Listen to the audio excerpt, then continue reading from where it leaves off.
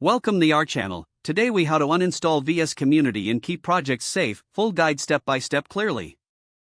To uninstall Visual Studio Community while keeping your projects safe, begin by closing all instances of Visual Studio. Next, navigate to the Start menu on your computer. In the search bar, type Control Panel and press Enter.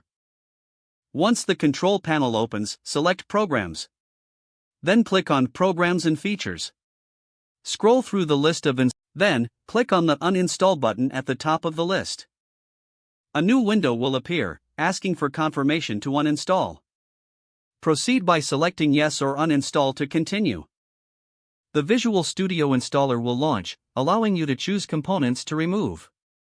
To keep your projects safe, avoid deleting project files stored in your workspace.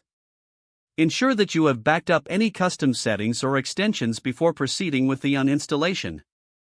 Follow the prompts to complete the uninstallation process. Once completed, check your project directories to confirm all files are intact. To further ensure safety, consider making a backup of your project folders to an external drive or cloud storage. After backing up, you can delete any leftover files related to Visual Studio if desired.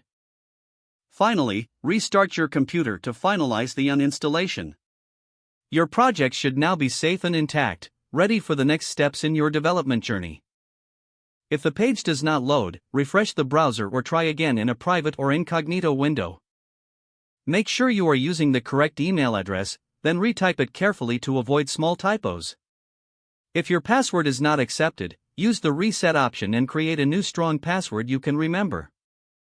Check your spam folder for verification or security emails, then complete any requested confirmation steps.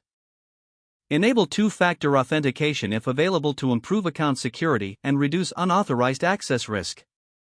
After signing in, review your profile details so your contact information and settings are accurate and current. If you see an error message, note it down and try again after restarting your device and internet connection.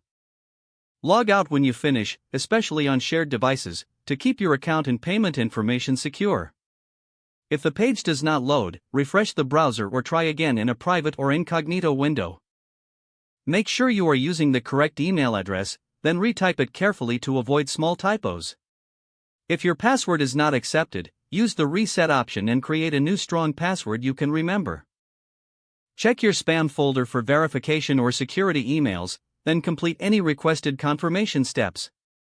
Don't forget to like this video and subscribe to our channel for more step-by-step tech guides.